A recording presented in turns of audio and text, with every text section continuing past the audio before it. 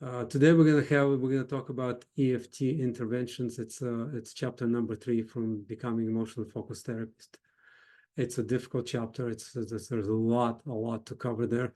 So it's gonna take us probably 2 or 3 meetings to cover the whole chapter.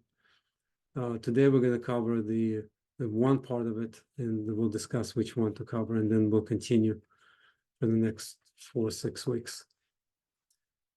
So EFT interventions are a cornerstone of all the things that we do in EFT. If we're to focus on something most important in EFT is the interventions. These are the things that we need to practice. We need to practice them by reading these proper responses, by looking at the case studies, by listening to Sue Johnson's video or anybody else's video, and be able to actively announce which intervention is being used. We need to get to a place where we listen to the EFT therapist working. We can internalize the interventions and we can say, this is what's happening in the therapy at any given time. Right now, a lot of times when we don't know what modality is used, sometimes it's difficult to determine exactly modality because they may sound similar. The difference between other modalities and emotionally focused therapy, you can understand the attention to the emotions. Once you see the focus on emotional affects, you can safely say we're using a therapeutic modality that focuses on emotional affects. So in EFT, we have 3 tasks that we have to complete. These are foundational tasks that every therapist needs to do. And each of those tasks has a list of interventions that are used to complete those tasks. Now, some interventions will go across all the tasks. For example, reflection, that can go across all 3 tasks. Validation can go across all 3 tasks. And some interventions are specific for those tasks. They're specific for what we're doing with the client in these 3 tasks. So let's go ahead and start with the task number 1. The task number 1 for a therapist is creating and maintaining therapeutic alliance. And this task is not unique to EFT modality, yet we have a different focus when we're doing this task. It's focused than other therapists do or other modalities do. A therapist develops a rapport with the clients characterized by accessibility. That means we are accessible to the client and the client is accessible to us. Responsiveness, that we can respond to the client's needs during the therapy. And responsiveness from clients, that they respond to our requests or respond to our conjectures or respond to our interaction. And finally, genuine emotional engagement. And that's why a lot of times you will hear that you can't just be an EFT therapist in the room with the client. You need to live an EFT life. Because you can't become genuine just for an hour you're with the client and have different way of life once you leave your clients. So that part, the last part, genuine emotional engagement, is critical for success because clients are sensitive. They highly attuned to us as a therapist. They will know when you're genuine or not. It will come through very quickly.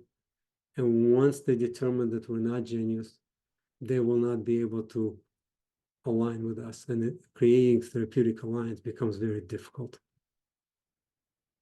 Right? So think of it this way. As a therapist, you're aligning with the client. You work on being accessible. You help clients to be accessible to your questions and your conjectures. You're accessible to the client when they have questions, concerns, worries, fears. You respond to their needs and help them to feel safe with you being in the room, safe with all the things that you need to do to get them to a place where they connect with each other in a relationship. But also responsive to you, that when you ask them to do things, for example, when you ask them to turn to their partner and share their experience, they will respond to you and do this, right? So many times it's very scary for them to do this.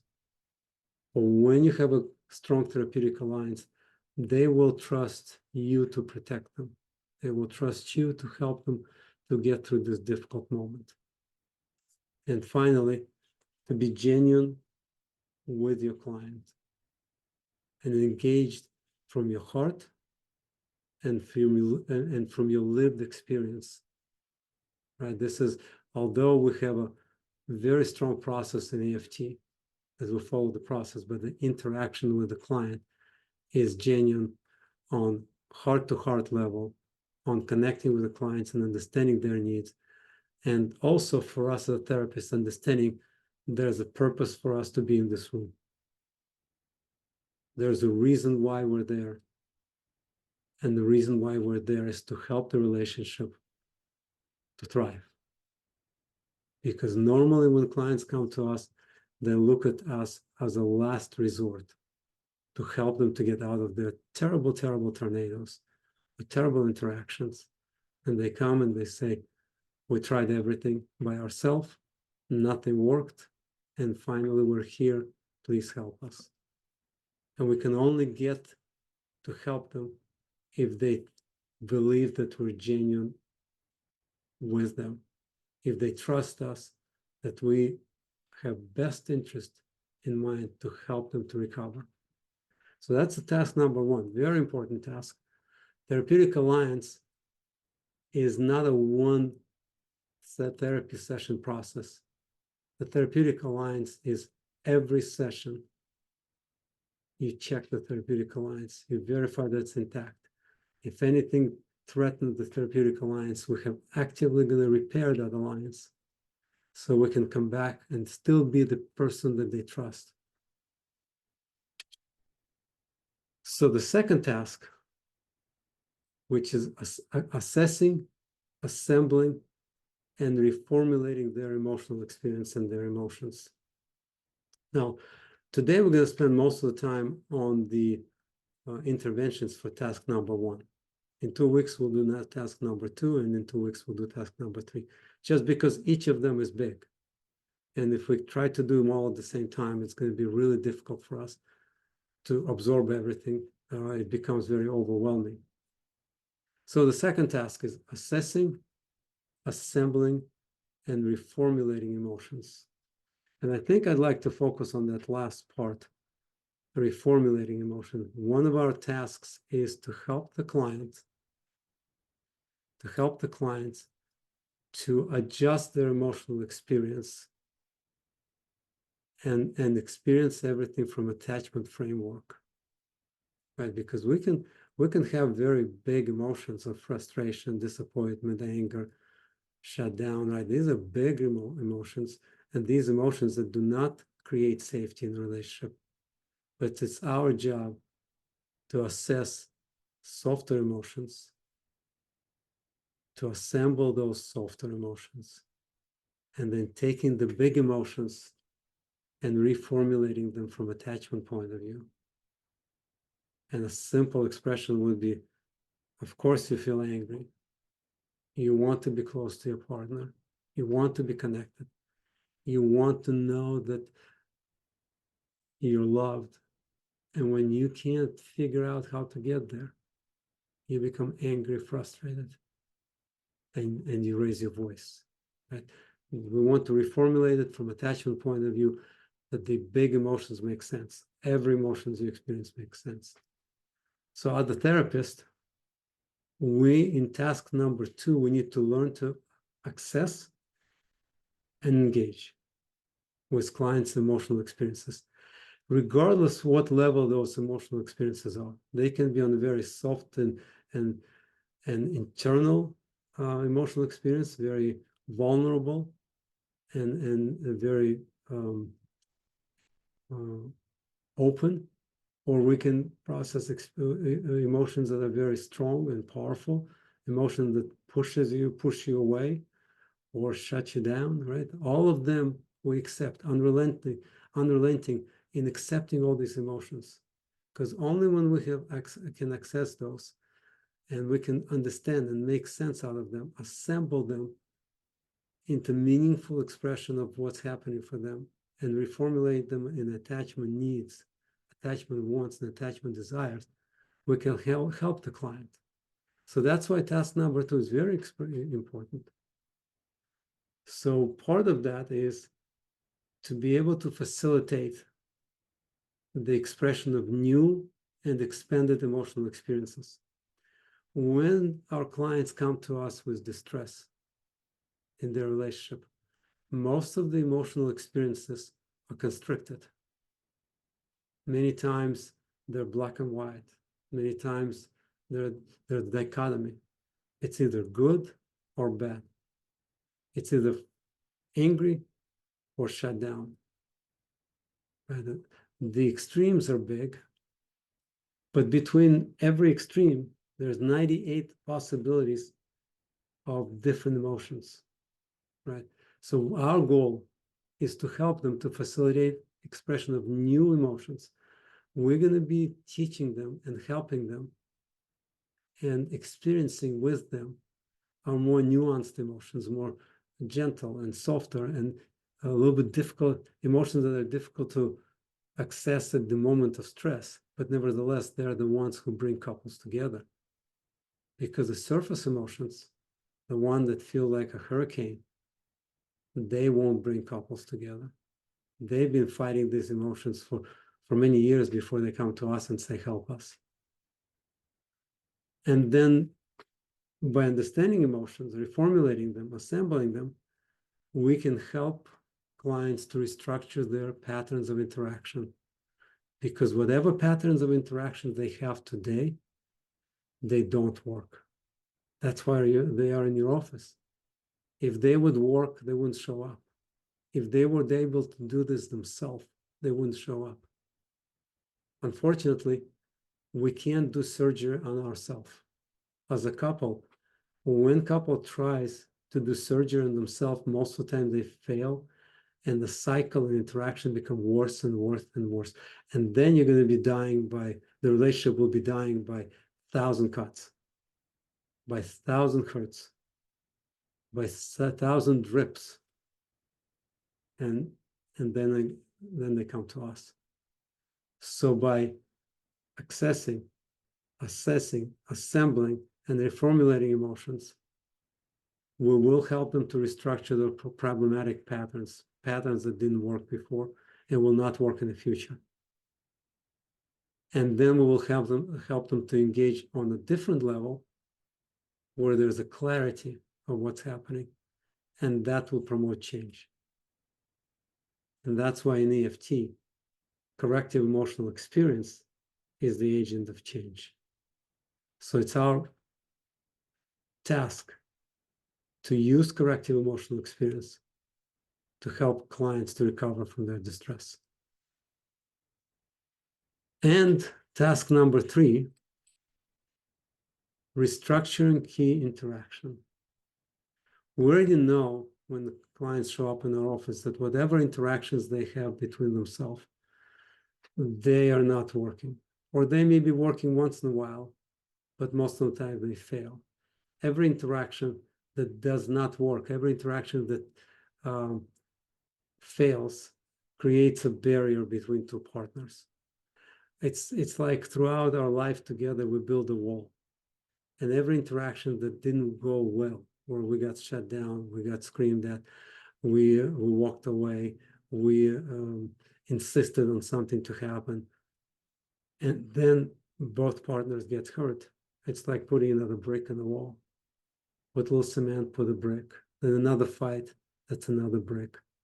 And another fight, that's another brick.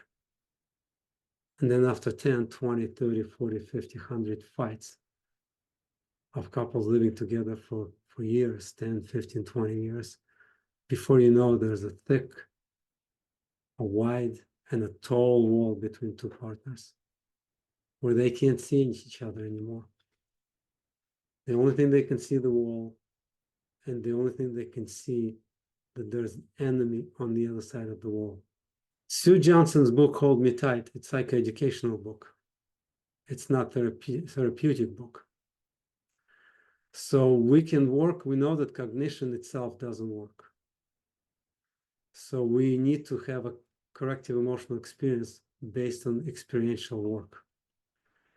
For people who really hold me tight, it's their introduction and to the system that says there is a way out of it. There is a way out of it. It gives hope to couples that I they can see. do things differently and things will work. So I would say that every book that Sue Johnson wrote for couples, like Love Sense and Hold Me Tight, this is to instill hope that there's a way out of it. And if you look at the end of the book, you will see that having individual therapy is important, because even many couples who follow the book, they get stuck because the pain and hurt from their interactions throughout their lived experience together doesn't go away when you finish reading the book. Why does it heighten? Because by reading the book, you start feeling more vulnerable and you want to become more accessible and you want to be able to hear your partner. But you can't manage it once you get into the cycle. So what happens, people read the book, there's hope, they try it, they fail it, and then they go, we need a therapist. We need somebody to help us. We can't do it ourselves. It's exactly the same book, exactly the same thing if I would buy a book, how to play piano or sing, how to sing, right? I can follow the book and do everything I can there, but I guarantee you I won't be able to be ready for Carnegie Hall. Just because you need somebody else from the outside who doesn't have emotional experience that creates fears and anger and frustration and disappointment and shutting down, right? So that's why we're so effective. We're effective because we're a GPS guide. We're just like a GPS. We can be outside. We're not in the system. So we don't get triggered by their interactions. We don't get triggered by our clients' emotional experiences. And these experiences may be very big. They may be very big experiences. Their partner will be triggered. They will be triggered. But that's our job, is not to be triggered. Now, I like the question you're asking, Kelvin, because if we have some emotional stress in our personal life, we may get triggered by our client's emotional experience. And that is very important. That's why it's very important. If you want to do good work with clients, you need to take care of yourself. You need to take care of your own relationship. You need to take care of the relationship with your partner. You need to do work so that when you're with the client, you don't get the trigger and where it stops you from effectively helping the client. So I want everybody to read the book, but I also want to explain that there's a limitation to reading the book. What I find that a lot of times exercises in the books are difficult for people to do and create additional stress. So if I would ask to read the book, I would say read the book, don't do exercises. Whatever you want to do exercise, we'll do it all here. Because when they're in the presence of us as a therapist, we can help clients carefully navigate those rapids where there's underwater rocks and sharp edges so they don't get hurt. But if they try to navigate by themselves, they will get hurt. And then not only we have people who suffered in their relationship, now we have to rebuild the trust from trying to do what the book says and not be able to do this. Going back to restructuring key interactions, we know that their interaction when they come to us are not workable. they've been doing the same thing over and over again. It didn't work in the past. It doesn't work in the present. It's probably not going to work in the future. But they will continuously repeat the same interactions because there's a desperate need to be connected. There's an innate drive to be close to the person you love, person you care about. So if I'm with my wife and we're fighting, the inside of me says, I want to be connected with my partner. Outside of me, I said, my partner is hurting me. So I start seeing my partner as a danger, and I respond to danger by either becoming aggressive or shutting down and freezing so that the fight doesn't continue, right? So we're going to restructure those interactions. And we have systemic interventions. The systemic interventions come from the systems theory, right? So in those systemic interventions, we will track the pattern. We will understand how the patterns affect the couple. We're going to reframe ineffective patterns in light of unexpressed attachment fears. And that is a very important task. In a way, we're going to let our clients know that what you're doing in your pattern that doesn't work makes perfect sense. You want to be close to your partner. You want to find out how to reconnect, how to be safe. But then the strategies that you use fail you. They don't fail you in your individual lives, because look what happened. You achieved good status, you're working, you have good salary, you have children, you manage the money, you have the house. There's so many things in your relationship work great. And the same strategies that don't work in the relationship work great if you're by yourself. For example, a strategy of shutting down emotional experience is very good because you can focus on your work. If you're working and there is emotional stress at work, and you have the capacity to shut down the emotional part of you and focus on the work, you'll be very successful. Because person who can't shut down their emotional part of themselves, they will not be able to work, and they will be overwhelmed, and they will become not going to be effective, right? So that's a great skill. The same thing, if you're you have a tendency not to shut down, but actually push for completion of the task, push to put people together, organize everything, right?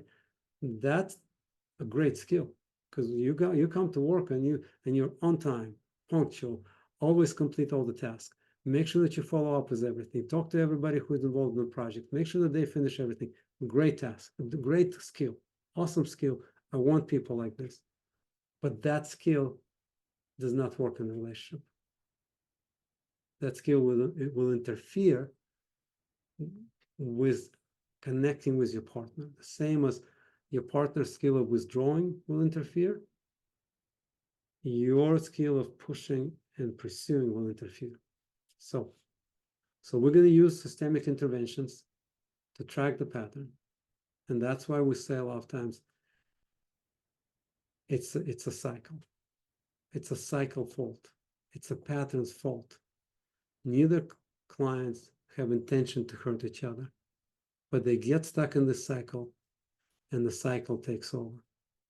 A lot of times I personally reframe it as it's a societal issue, because as a society, we don't teach our young generation how to have relationship, how to protect each other from getting hurt, how to make a relationship last for a long time, how to help your partner when they're in distress. That is not being taught. So of course we're going to get in this ineffective pattern that will be repetitive, and we won't be able to come out from that pattern.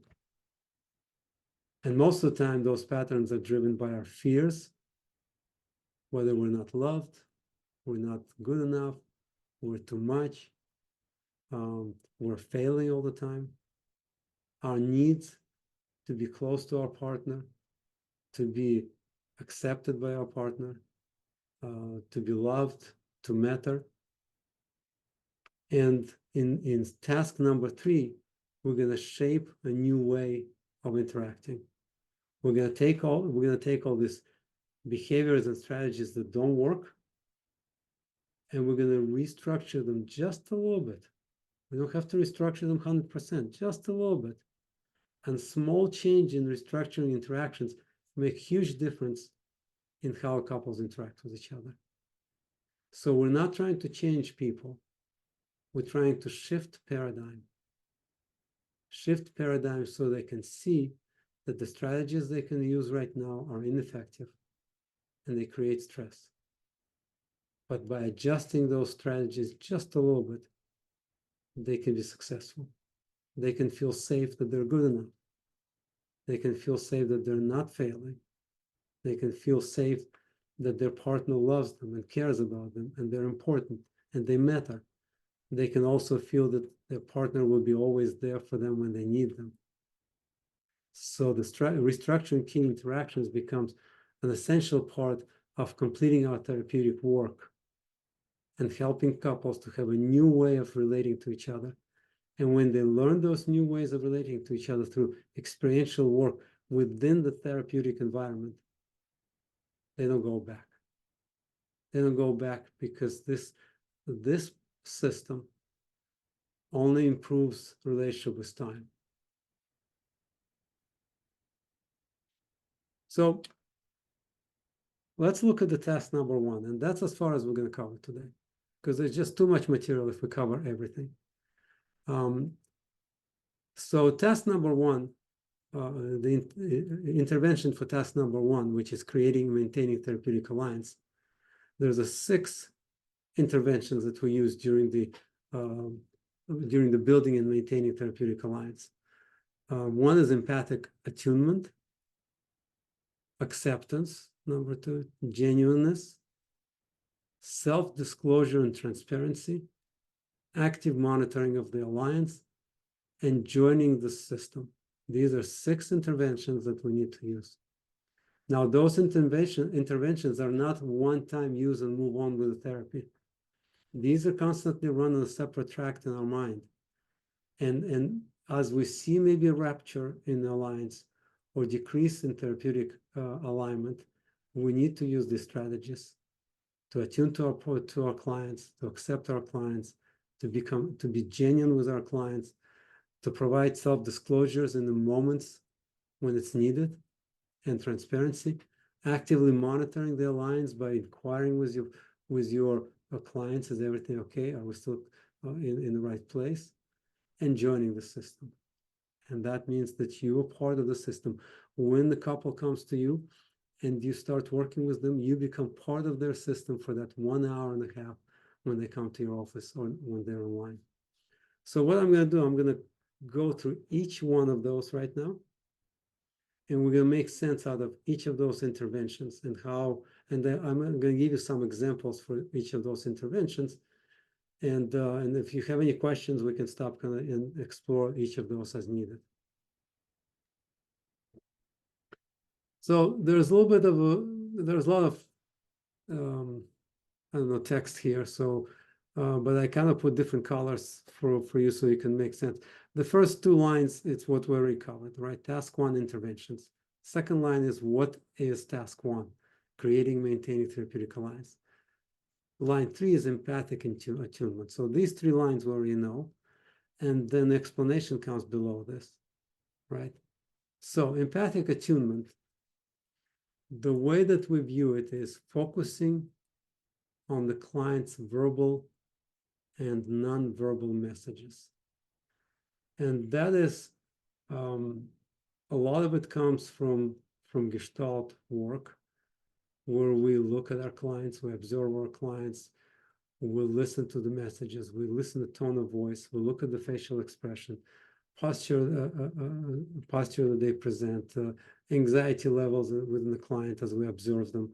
If there are tears, if there's looking away, whatever happening, we're tuning in to the client's experience. In a way, we want to be in their world at that moment and understand what's happening for them, right?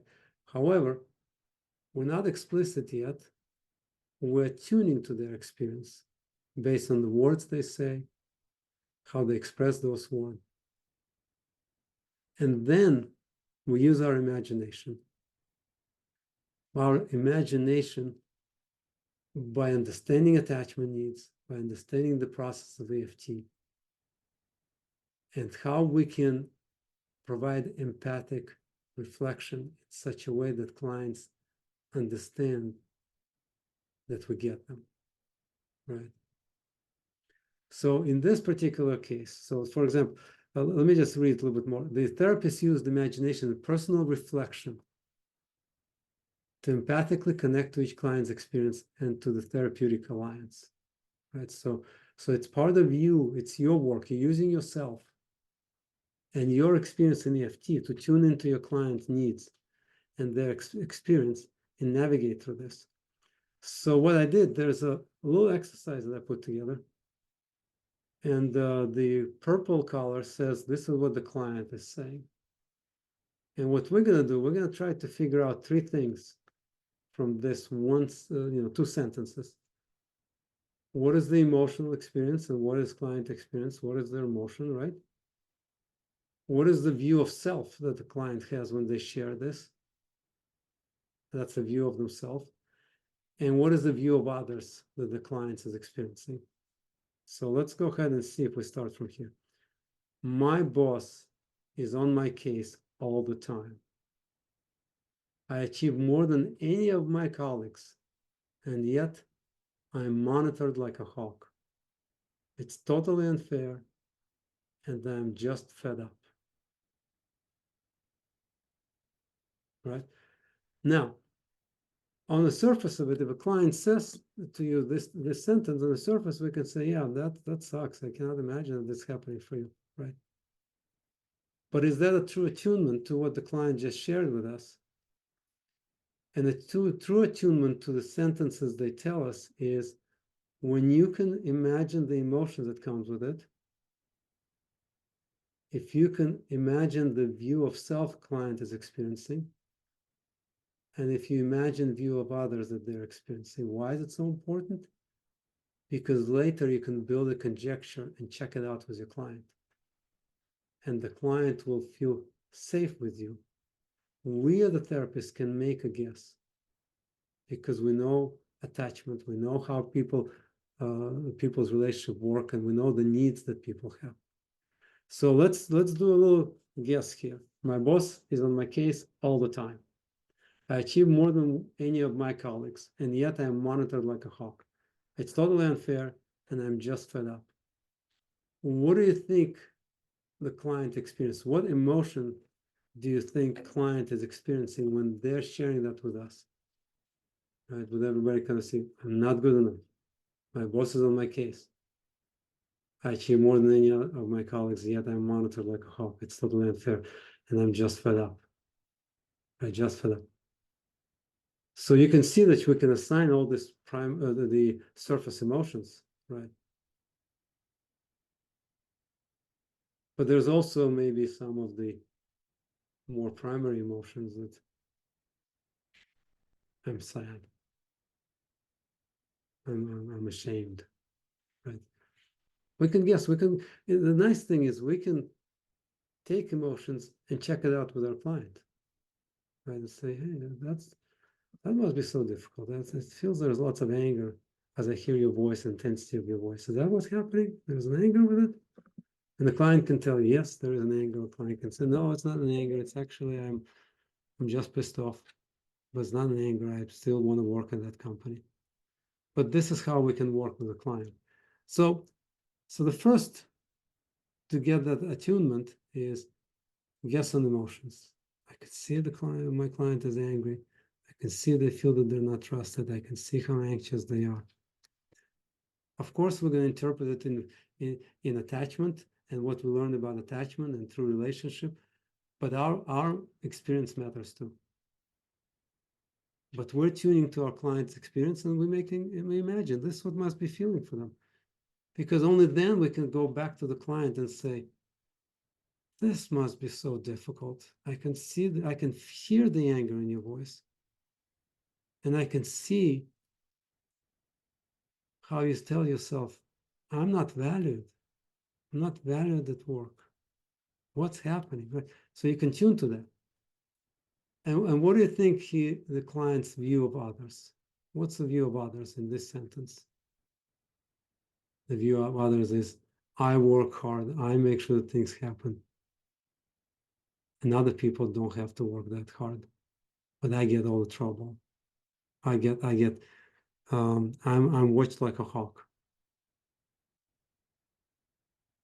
So maybe view of others is that they're privileged in some way, right? That they have something I don't have because they're not being watched. Yet I deliver all the things that my boss is asking me. So it's quite possible that the view of others is that it's not fair. It's not fair for me to be in this place. Right. Now, when you're able to empathically attune to your clients and make the guesses, and remember, you can't go wrong with guesses. And the more you practice empathic attunement, the more accurate you're going to become over time. But what happens when you do have the ability to attune and have that imagination of what may be happening for the client, you can provide that information to the client, and you can and when they feel your empathic attunement, they will tell you, you get me. You get me. Because most of the time, no one gets me. I'm all by myself. Nobody hears me. And especially when you feed information back and say, I can see how difficult it is for you. I can hear the anger and frustration in your voice. And I can see how you tell yourself, I am working very hard, but what I do doesn't matter. And then I look at others and I say, there's some difference between us. Why am I singled out? What happened that they're different, right? And that's where you get angry and just walk away. And that's what happens when you shut down and stop talking to everyone at work. Is that what it is? And you give an opportunity to your client to correct you, change things, or accept it and say, yeah, I get it. I thank you. That sounds right. Sometimes clients will say, oh, well, yeah, that feels really accurate.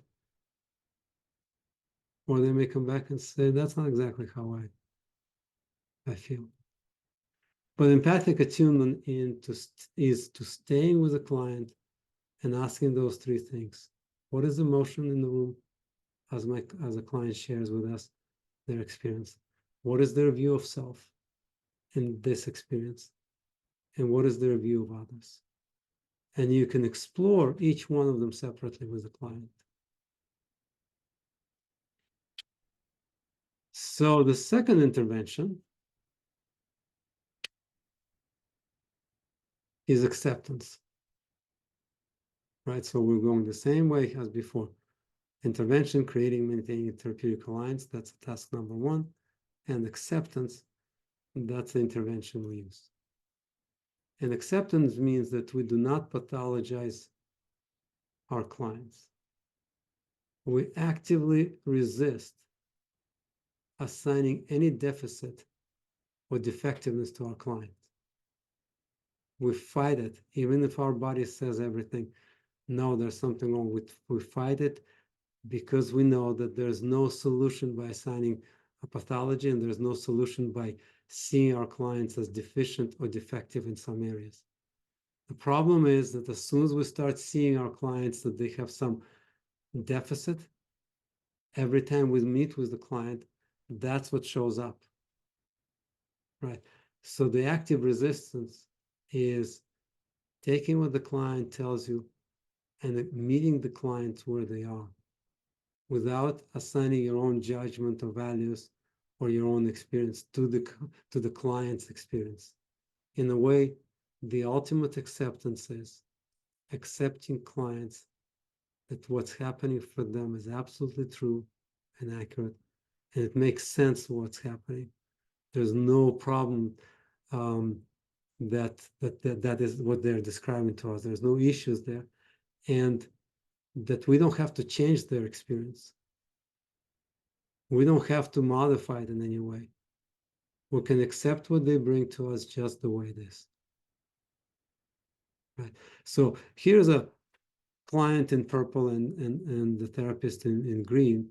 A very simple interaction, very simple interaction. I can't concentrate if I'm not doing something. Very simple interaction. Okay. What we can do, we can accept that. If we don't accept it, we can come back and say, well, what do you think is happening with you? Do you want to concentrate, or is that something maybe you don't want, and why do you need to concentrate? Or, it's kind of tough to work, for us to work on a relationship if you keep doing something and not paying attention. There's many different answers to this, but the only correct answer is to accept. I appreciate you need to be doing something active to remain in this conversation. I accept what's happening for you. You need to do something active.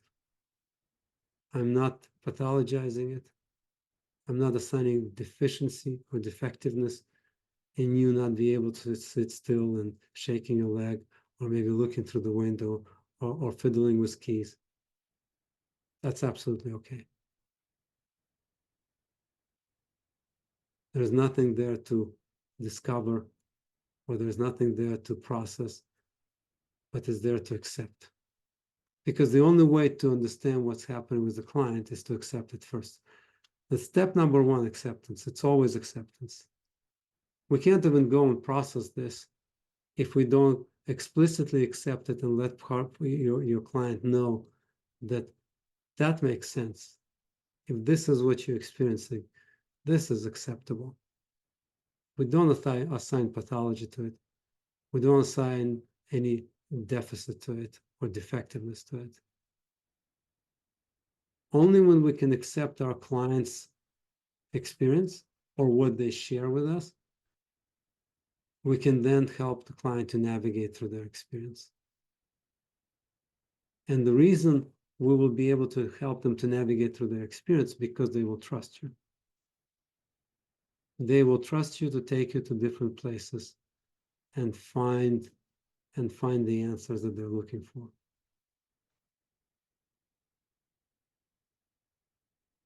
So the next intervention is genuineness.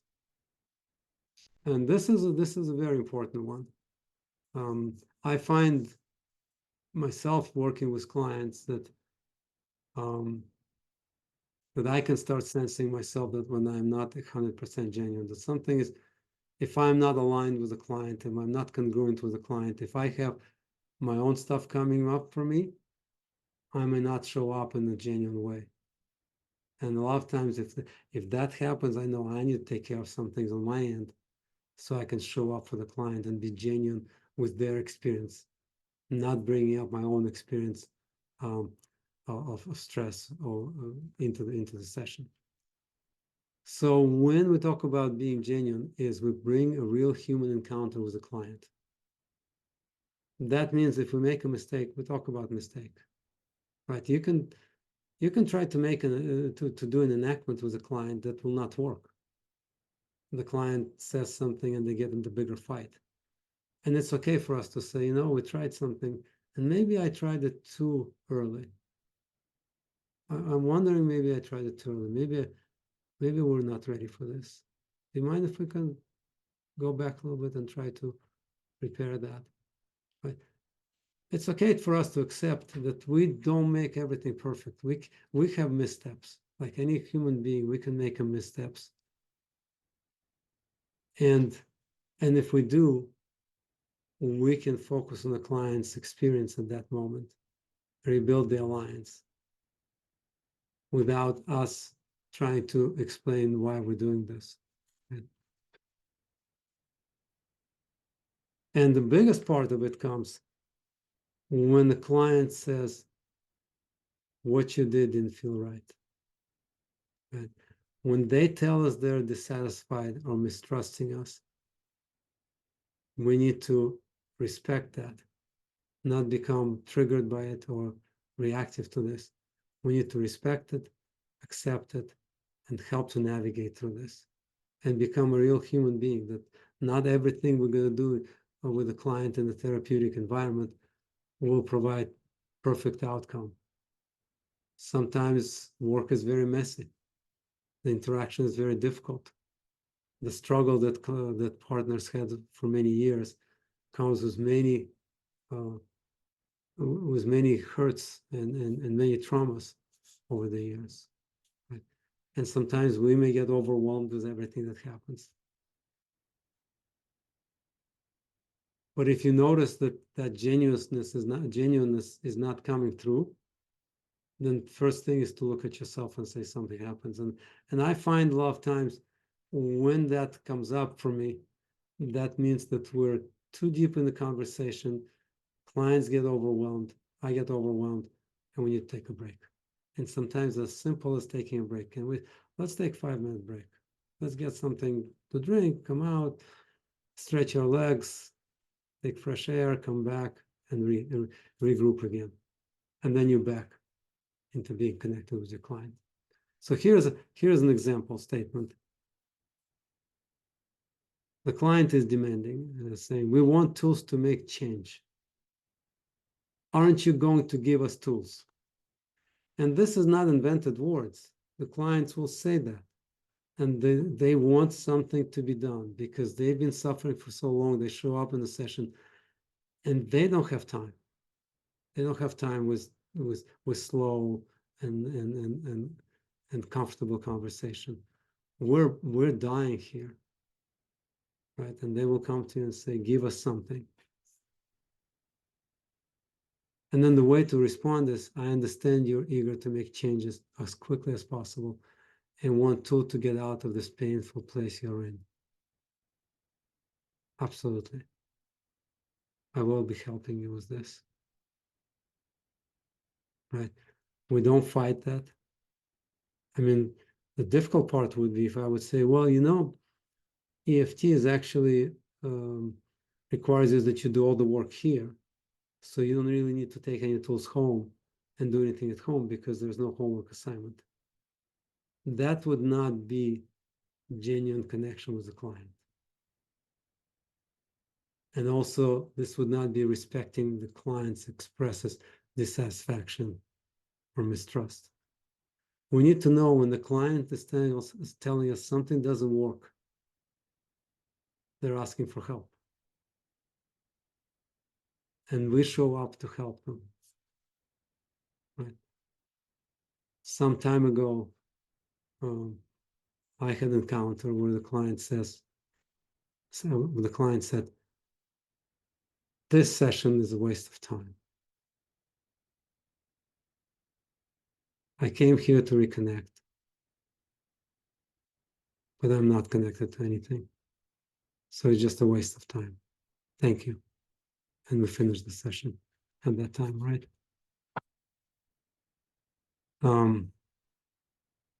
That's a tough situation, right? And only when you're genuine with the client and reconnect with the client can you help to rebuild the therapeutic alliance and also to accept the clients where they are and validate and accept and validate and reassure them. And there will be sessions like this. There will be sessions where you finish the session and the cycle is running strong and you're not able to de-escalate. But this particular clients, they came back. They showed up. We talked about this. I accepted their experience. I made sense out of it. Every session you come here, you want to get better. And when you end up in a session where nothing changes, that's really difficult for you. And I get that. Let's try to figure out the way to make sure that there's a change when we're together. All right. So we'll work on that. So being genuine and accept that sometimes you may not be at your best. Sometimes client will not be at their best. Sometimes things won't work out. But making it explicit, not being afraid of it, not reacting to the experience, but validating for the client and making sense of it for the client, that will create a real lasting relationship. The next intervention in task 1, which is creating and maintaining therapeutic alliance. And that is self-disclosure and transparency. And that's a very interesting thing because most of the therapists say self-disclosure is not appropriate. You know, the client comes to you to help them with their relationship. They don't come to you to hear your experiences and your emotional responses and how you dealt with the situation, right? So, however, in EFT, self-disclosure helps us to build a therapeutic alliance. And the self-disclosure a lot of times is not a long story of your experiences, but letting your client know that you understand them and what your experience is in the moment to connect with the client, right? So if a client sharing that I get so angry when we cannot connect and I don't know what to do, right? I can self-disclose in my response by saying, it makes sense. In my relationship, I went through the same thing. This is not easy for you. I can see how much you struggle, how much you want to connect, and you can't find a way to connect to your partner. But notice how little I say that on the self-disclosure. It's maybe half a sentence. It's just a little bit to let your client know that they're not alone in this experience. I get them, I understand them, I went through this myself. So our openness to being impacted by client, right? So we being impacted by what our client shares with us and sharing this impact through self-disclosure, right? So when a client impacts us and we do self-disclosure, they will feel safer, they will have better therapeutic alliance, and they will understand that they're a human being and the therapist is a human being, and we go through these things and it's okay. So in this particular example, if you notice, the therapeutic, the self-disclosure is very small, but makes a big difference for the client. I feel the heaviness in my heart for the frustration you're both describing. So the self-disclosure is right here. I feel the heaviness in my heart, right? You're both describing and also get the strong sense of how very important you are to each other and how much you want to get out of this negative, how much you want to get out of this negative pattern. This is a lot of disclosure here, right? About what you're experiencing as a therapist. I mean, to be with the client and tell them, you're impacting me, your story, your experience impacting me. I feel the heaviness in my heart. I'm not just sitting here being and not being shaken with what's happening for you. But it's not a disclosure which requires your client to attend to your needs, right? Once you disclose so much that client must feel empathy for you, then it becomes too much. So we gotta be careful here, right? Our openness to being impacted by the client and sharing this impact through self-disclosure extend this felt sense of security a client experiences through his or her alliance with us. So that maintains the therapeutic alliance. That says that my therapist went through this. They understand this. They've seen this before. This is not the first time that they're experiencing this. I feel a bit safer. I feel that it's not something new that we have to try to figure out what to do. I feel hope that we will find a way out of the difficulty. Right. And the transparency is an important part because we don't want to hide something that affects us, right? In EFT, we say that If something is implicit or internal to us, it needs to become explicit so it's visible and transparent, and we don't have to have something hidden. So if my heart is heavy, yeah, I kind of feel my heart feels really heavy to see you both struggling so much and trying to figure out what to do and not knowing how to recover from this distress. I can see how painful it is for you, and I can feel that pain. Right? So the self-disclosure, transparency kind of come together like two brothers or two sisters. Very powerful intervention to stay connected with your clients. Yes, as you share that with me right now, I can feel the pain that you're going through. You want to know that your experience is valid. You want to tell the world, I'm hurting and I don't know what to do. And what do I do with this pain? In a way to react to it in such a way that we don't invalidate the other partner. Right. That's a tough one. Thank you for bringing it up. That's not easy in the moment. You know, when right now we're all sitting here, we're not escalated anyway. We don't see escalated couple. We don't see couples that have all these big emotions. So we can kind of slowly think through this. And when you ask the question and you talk about your experience with your client, that's great. We can kind of navigate through this, and I can easily take that experience and reframe it and retell it in such a way that we don't invalidate the other partner. But when we're in the thick of it with the client, that's a completely different story. That is why it's so important to slow things down. No matter what, no matter how much clients wants to move fast through their experiences, the only thing the tool that we have that will help us every single time is to slow things down.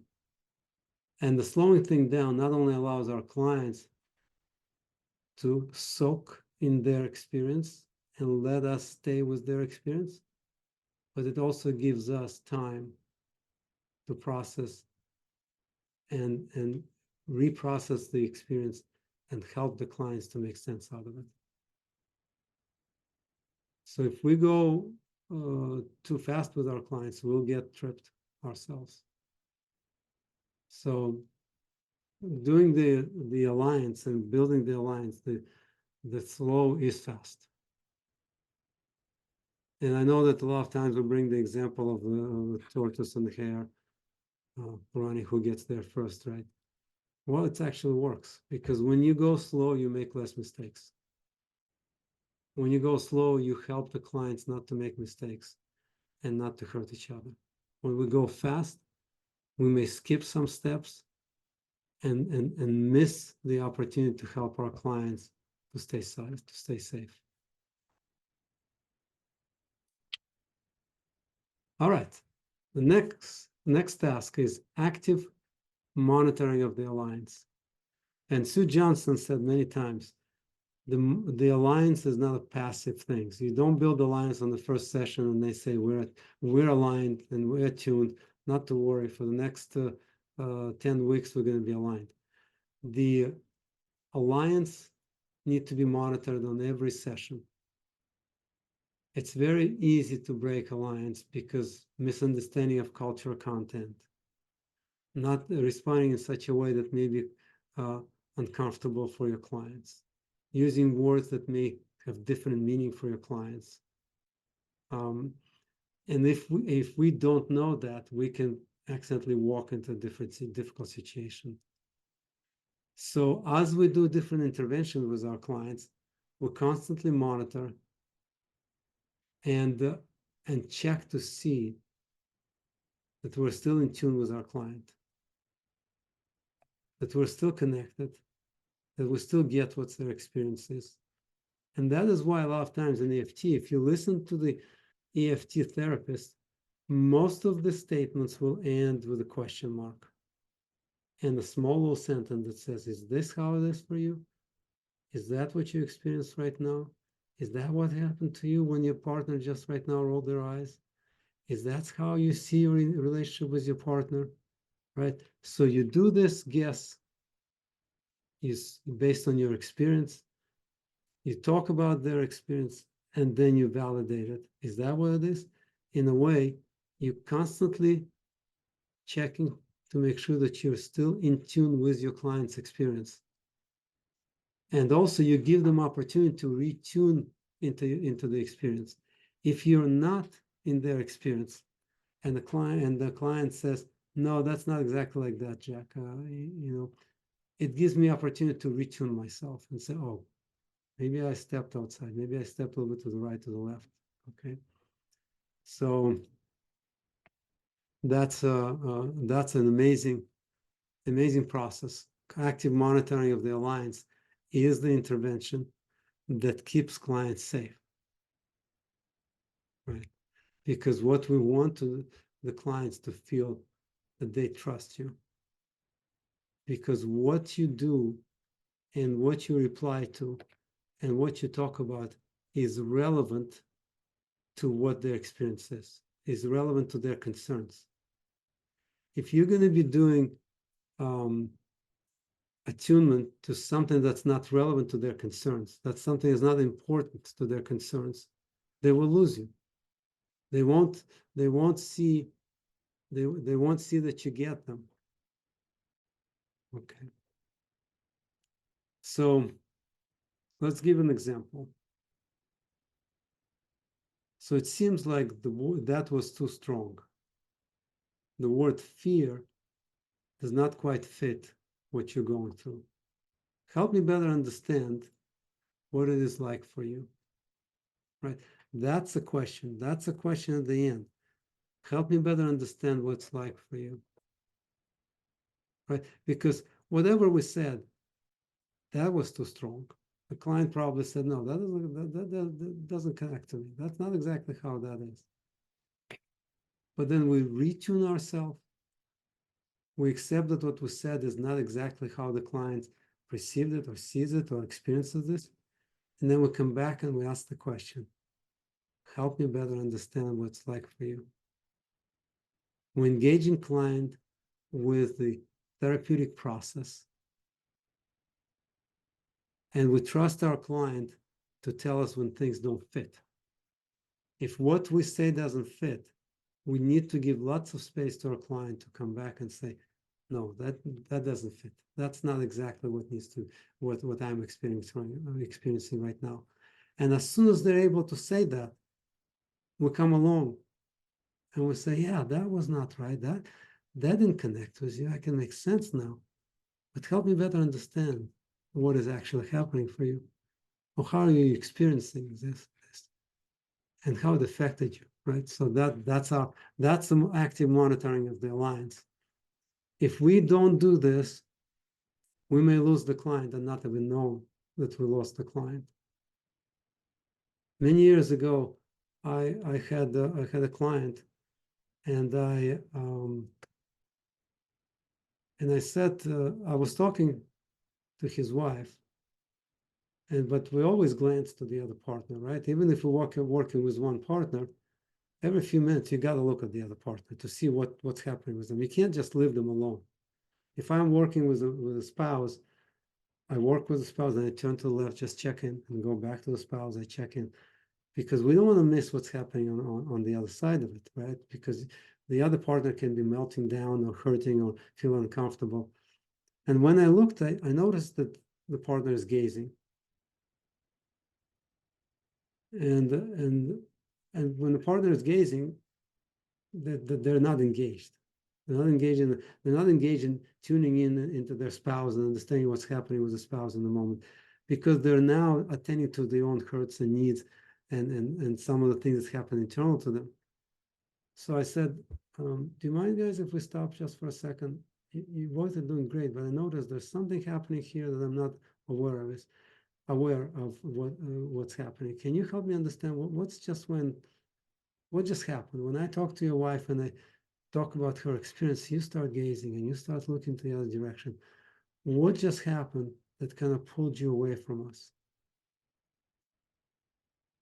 And what is your experience right now?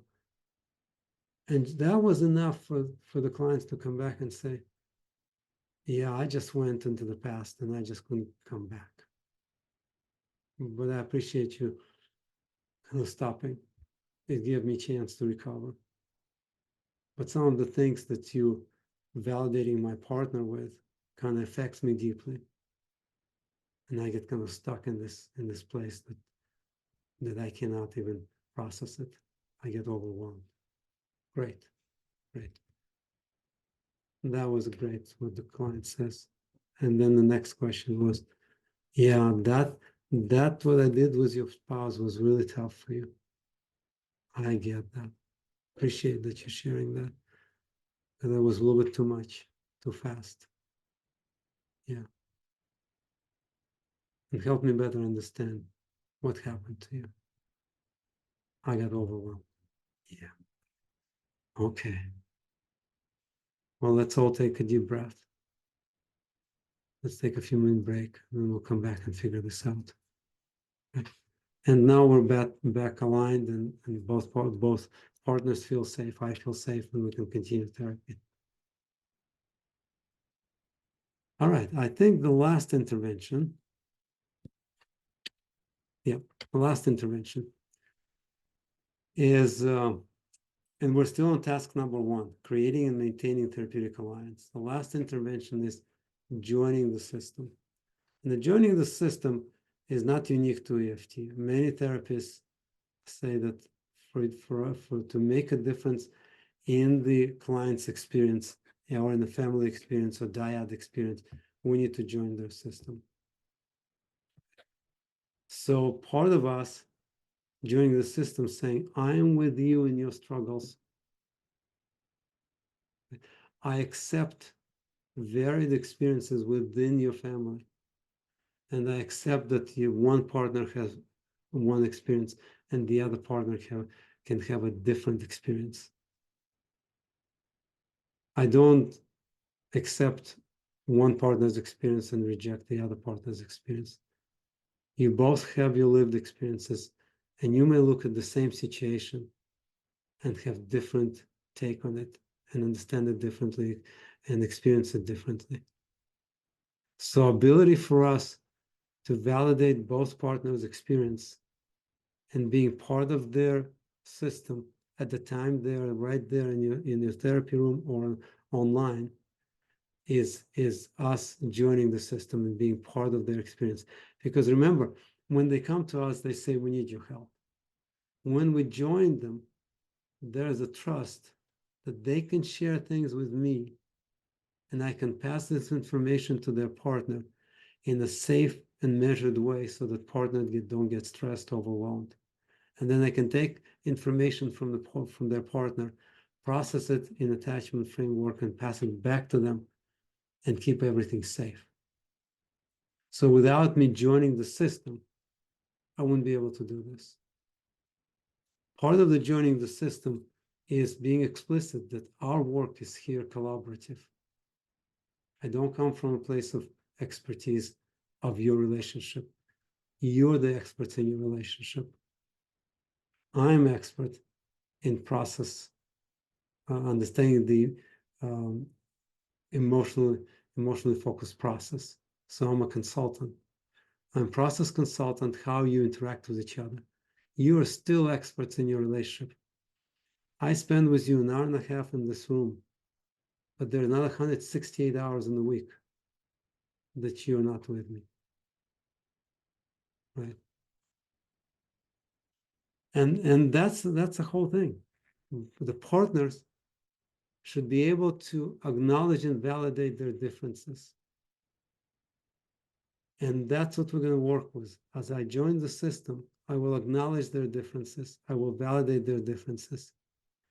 And each of them can impact each other on a relationship level. And they impact each other a little bit different ways. By joining the system, I become the balancing force. Instead of them having huge emotional swing, by joining the system, I become a co-regulator of their emotional experience. And I'm becoming the GPS navigator to help them to recover from emotional distress in the relationship.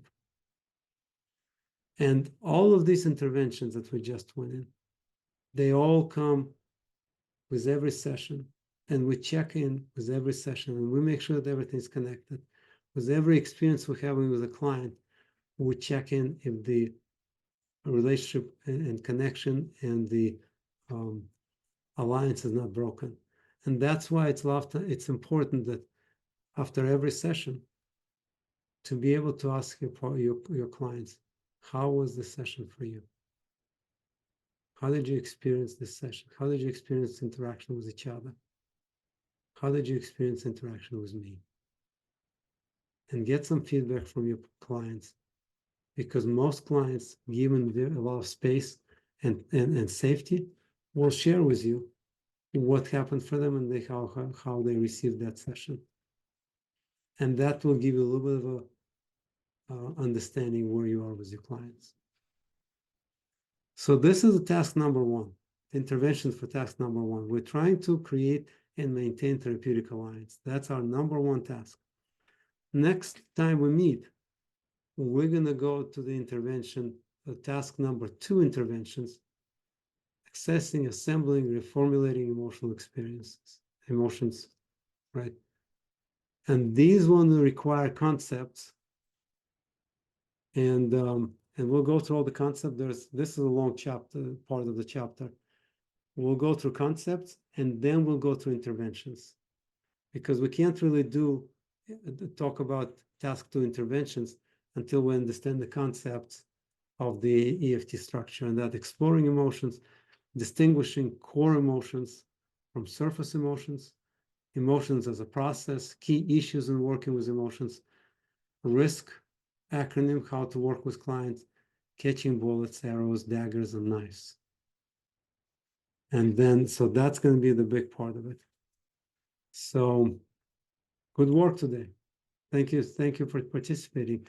If you have any questions, please let me know. I'm right here. This is an amazing chapter, and I think by understanding that chapter, you will come one step closer to becoming emotional focused therapist.